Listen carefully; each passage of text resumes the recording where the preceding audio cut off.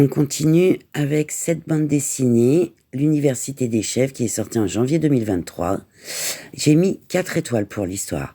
Alors, des Alpes françaises aux montagnes d'Afghanistan, en passant par les USA, du 19e siècle à nos jours, l'école a toujours été martyrisée par les obscurantistes de toute obédience. On va pas se leurrer. Et on a Fortuné et Sanjar, qui sont 2 instituteurs itinérants. Et à près de 2 siècles et plus de 5000 kilomètres de distance, ils devront renoncer l'un et l'autre à ce nomadisme enseignant qu'on appelle l'Université des chèvres, et qu'ils adorent également. Un lien entre eux qui porte le nom d'une jeune américaine, Arizona Flores, qui est journaliste au Phoenix Post. Et là, il y a beaucoup de choses qui vont changer avec cette jeune femme.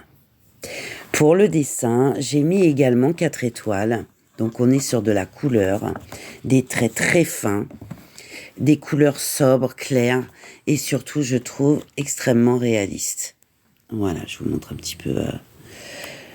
Et je les trouve limite un peu, je trouve un peu limite un peu poétique, cette bande dessinée, quoi. Très jolie.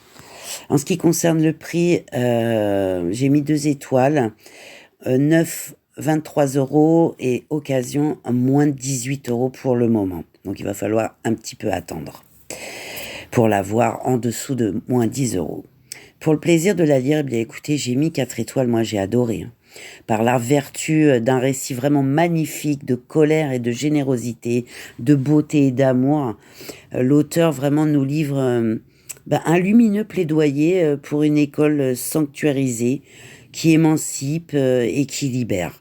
Donc vraiment, c'est extra. Moi, j'ai adoré. Donc, je vous recommande cette magnifique bande dessinée pour aujourd'hui. Bisous.